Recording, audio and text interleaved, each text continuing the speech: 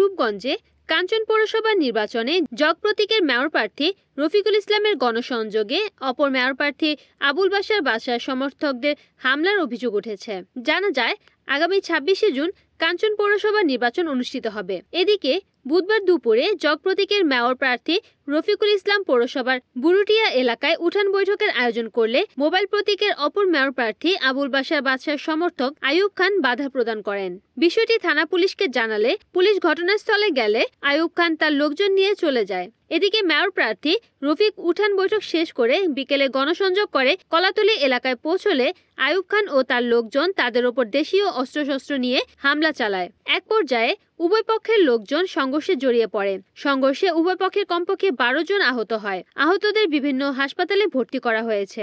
এই ব্যাপারে পুলিশের কাছে জানতে চাইলে সহকারী পুলিশ সুপার হাবিবুর রহমান বলেন, সংঘর্ষের খবর পেয়ে ঘটনাস্থলে পুলিশ গিয়ে পরিস্থিতি স্বাভাবিক করেছে। বর্তমানে অতিরিক্ত পুলিশ মোতায়েন করা হয়েছে। সংঘর্ষের ঘটনায় জড়িতদের গ্রেফতারের চেষ্টা চলছে।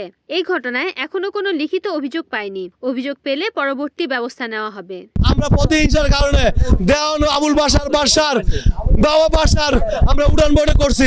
এই উড়ান বৈঠকের প্রতিহিংসার কারণে আমার নিরীহ লোকগুলো বাউন্ডারি ছিল, এই নিরীহ লোকগুলো বাউন্ডারিতে গিয়ে মারছে এবং ভাঙচুর করছে এবং তখন বাংলাদেশের বাড়িতে গিয়ে ভাঙচুর করছে এবং মারছে। আমরা ছিলাম সবাই নগর সরকারের প্রাথমিক বিদ্যালয় উড়ান বাড়ি। আমরা সুষ্ঠু বিচার চাই প্রশাসনের কাছে।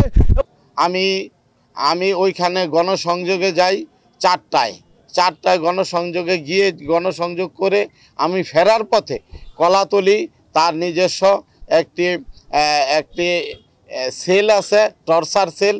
সেই টর্চার সেলের ভিতরে বিভিন্ন পর্যায়ের সন্ত্রাসী ছিল এবং এই টর্চার সেলের ভিতরে এমন কোনো অস্ত্র নাই যে না আছে। সেই আমাদের গণসংযোগ করে আসার পথে মিছিলের পিছন থেকে সে সহ তার হাতে থাকা অস্ত্রসহ দেশীয় অস্ত্রসহ সে আমাদের কর্মীদের উপরে হামলা চালায়। এই হামলায় ৫ জন আহত হয়, ২ জন গুরুতর আহত। এখন তারা হসপিটালে ভর্তি আছে। সে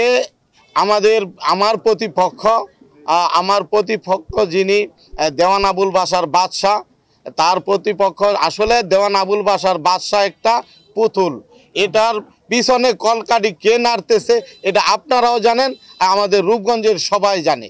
আমি চাই আপনাদের মাধ্যমে, প্রিন্ট এবং ইলেকট্রনিক মিডিয়ার মাধ্যমে যেন এটা সুষ্ঠু তদন্ত করে বিচার, যেই হোক, যত ক্ষমতাশালী হোক, তাকে যেন বিচারের আওতায় আনা হয়।